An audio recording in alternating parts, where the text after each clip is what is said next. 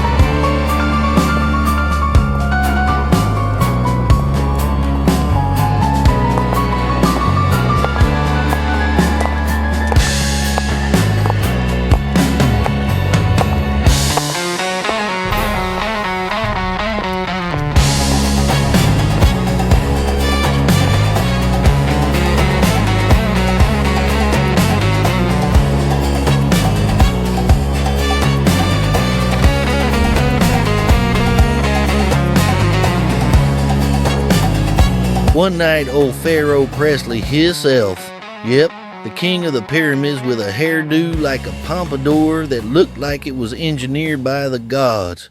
He had himself a dream so weird, it shook him awake like a bass drop at a country rave. He was standing by the river Nile, just minding his royal business, and up out of that muddy water came 7 big old cows, fat as a county fair prize winner, glistening like they'd been feeding on fried okra and cornbread. They started munching grass like they didn't have a care in the world. But then, out came 7 more cows, and Lord have mercy, these things looked like walking beef jerky, all ribs and regret. And before you could say moo, them ugly scrawny gals up and devoured the pretty ones. And still, they looked just as bad as before. Pharaoh Presley shot up out of bed like he seen a ghost. Then he rolled over and boom, another dream. This time it was heads of grain, all fat and happy growing on a single stalk, looking like golden biscuits on a tray. But then 7 crispy, dried up heads came out of nowhere, burned to a crisp by that mean old east wind, and they chomped down the good ones like termites at a lumber yard. So old Pharaoh wakes up, sweating, looking like he just lost a fiddle contest with the devil down in Georgia. Come morning, he was in a royal funk, called in all his magicians, sorcerers, palm readers, and Walmart greeters. Somebody tell me what the heck this means. I'm all shook up. But nobody had a dang clue. Just then, that wine server fella, the one who'd done time with Joseph, slapped his forehead like, oh snap, I forgot something. Your Pharaoh nest. Remember when you threw me and that baker into county jail? There was this Hebrew boy down there, a fella named Joseph. They said he ain't nothing but a hound dog when he got inside, but shoot, the dude ran that jail better than the warden himself and could read dreams like road maps. Pharaoh Presley don't waste no time. Well, go fetch the boy. Hunka hunka dreaming love. It's now or never. They dragged Joseph out of lockup, give him a shave, clean shirt, splash of cologne, and boom, he's facing the king.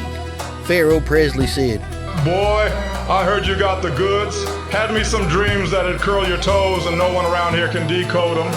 Think you can help? Don't be cruel now. Tell it straight. It ain't me, boss. It's the Lord upstairs. He the one who knows what's what.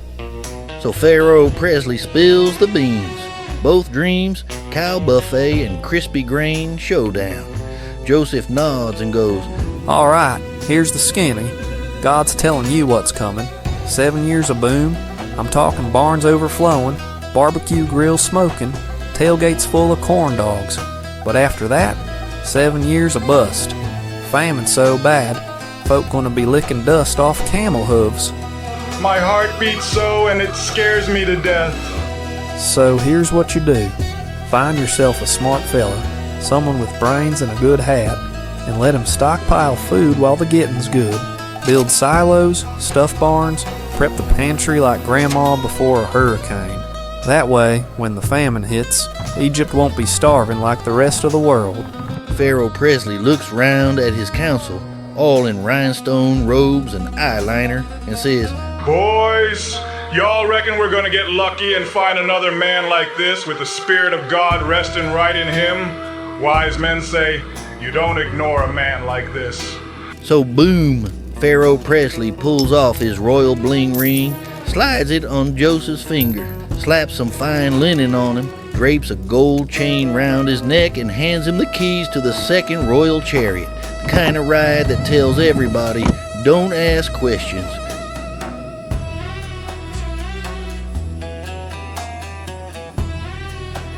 Y'all bow down. This boy's in charge now. Ain't nobody lifting a finger in Egypt unless Joseph says so. He's taking care of business. From now on, they ain't calling you Joseph no more. They'll call you Zaphanath-Paneah. 'Cause you the one the Lord uses to turn secrets into sense. Viva wisdom before the famine! Viva! Viva the man who understands the warning! Viva! Viva Zaphanath-Paneah! Viva! Viva the God who sent the heads up! Viva! And viva Las Egypt, y'all! Viva! Viva! Viva Las Egypt! Viva!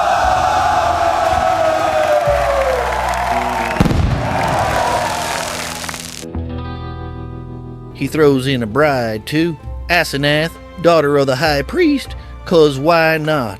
Joseph's riding high now, and he gets to work. During the 7 fat years, he packs them barns tighter than Grandma's deep freezer. By the time the famine hits, Egypt ain't starving, while the rest of the world's crying for food. Egypt's got grain moving out of Costco corn sale, Joseph's full-on distribution operation. Folks start pouring in from everywhere, camels lined up, sacks ready. Grain going out the warehouses like turkey legs at a county fair. And right next door, Joseph's got restaurants running too. Popcorn, corn dogs, cornbread, tacos, tortillas, and tamales. Keeping folk fed while the system stays strong. When people ask Pharaoh what to do, he don't even flinch. He just says, go talk to Joseph. Whatever he tells you, do it. And just like that, Joseph goes from prison to running Egypt's food supply. Warehouses, counters, and kitchens included. The man keeping the whole world from starving. Quick pit stop, y'all. We're going through the whole good book, Redneck style. Watch the whole series from the first episode after this one to catch up. Now old Jacob heard there was grain for sale way down in Egypt, so he looked at his boys and said, well, don't y'all just sit there picking your noses. I heard they got corn down yonder. Get on your feet and go get us some before we all starve to death. So 10 of them saddled up and rode off to Egypt. But he kept Benjamín back home 'cause he was the baby of Rachel, and Jacob wasn't about to lose another one of her boys. He was spooked that something might happen, like a donkey stampede or bandits or whatever. So off the boys went with their saddlebags and hats, same as a bunch of Canaanite ranch hands heading to town. And sure enough, the whole land was dry and hungry. But Egypt was sitting on mountains of grain. What is that? I have never seen anything like it.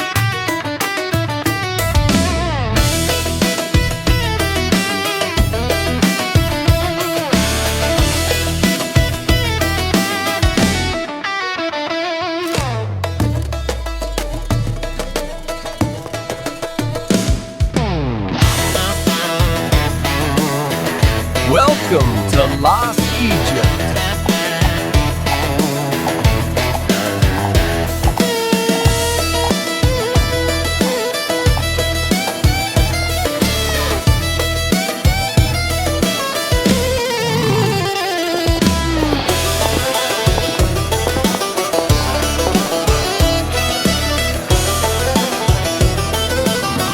And wouldn't you know it, the feller in charge of selling that grain was none other than Joseph. Yeah, the same Joseph they sold off back in the day. But them boys didn't recognize him. Joseph, though, he knew exactly who they were, and when they bowed down in front of him, that dream he had way back when came flashing back like a deer in headlights. But Joseph didn't let on. He squinted and said, Where y'all from? From Canaan, sir. Just here to buy some corn. We ain't meaning no trouble. Joseph stared him down and barked, Bull honky. Y'all are spies, looking for weak spots.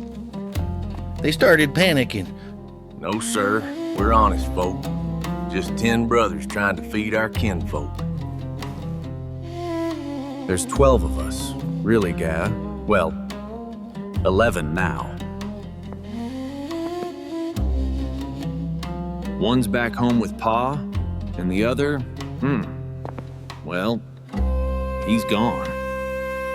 Joseph almost choked when he heard that. Just like I figured. Spies. Then he said, Here's the deal. Ain't none of y'all going nowhere till your baby brother shows up right here. One of y'all can ride back home and fetch him. The rest I'll stay locked up so I know you ain't lying. And just like that, he tossed all 10 in the slammer for 3 days to sweat it out. After 3 long days of straw beds and bad stew, Joseph came back and said, I fear God, so here's a deal. One of y'all stays. The rest can take food home to your folks.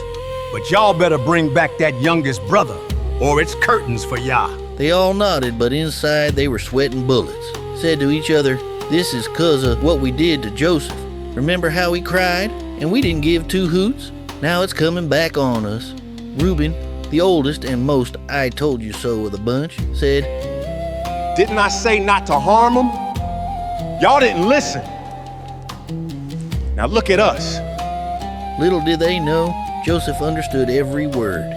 He'd been using an interpreter to play dumb, and when he heard him talk like that, he had to step out and cry a bit. Then he came back, wiped his face, and said, Tie up Simeon. and boom, they hog-tied him right in front of the others. Before they left, Joseph told his boys to pack their sacks with corn and sneak their silver back in there too. Also threw in a few supplies for the trip, real generous, but also sneaky. On the road, one of them opened his sack to feed the donkey and about had a heart attack. Y'all, my silver's still here. What the? Now they were shaking in their boots. What in tarnation is God doing to us? They got back to Canaan and told Jacob the whole wild story, how the man in charge thought they were spies, kept Simeon, and demanded they bring Benjamin next time. Jacob nearly had a stroke. Joseph's gone, Simeon's gone, now you want Benjamin too? This world is trying to kill me. Then old Reuben stepped up and said, Pa, if I don't bring him back, you can take both my boys. I'll stake my life on it. Jacob just shook his head. Ain't no way I'm letting y'all take Benjamin. If something happens to him, you might as well bury me right now next to his mama. Time went by, and still ain't no food growing nowhere in the land of Canaan, not a lick. The famine was still sitting heavy on the whole place. Before long, Jacob's family done ate up every bit of corn they hauled back from Egypt. So Jacob told his boys, buy us a little more corn so we can keep on living. But Judah spoke up and said to him, Daddy, that governor over yonder warned us real hard. He said, plain as day, don't come back unless you bring your brother with you. If you send Benjamín along, we'll go down there and buy food for you. But if you won't let Benjamín go, we ain't going nowhere. That man told us straight up we wouldn't see his face without our brother. Then Jacob, also called Israel, threw up his hands and said, why in the world did y'all tell that man you had another brother? Y'all done brung nothing but trouble down on my head. The brothers answered him. He kept asking us questions, Daddy. He wanted to know all about us and our kinfolk. He asked if our father was still alive and if we had another brother. We just told him the truth. How was we supposed to know he'd turn around and tell us to bring him along?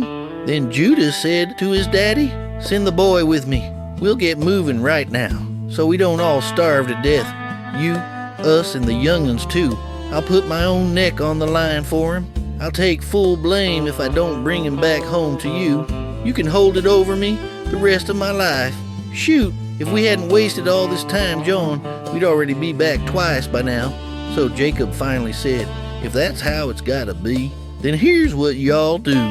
Take some of the best stuff this land's got and pack it up as a gift for that man. Take some balm, some honey, spices, myrrh, pistachio nuts, and almonds.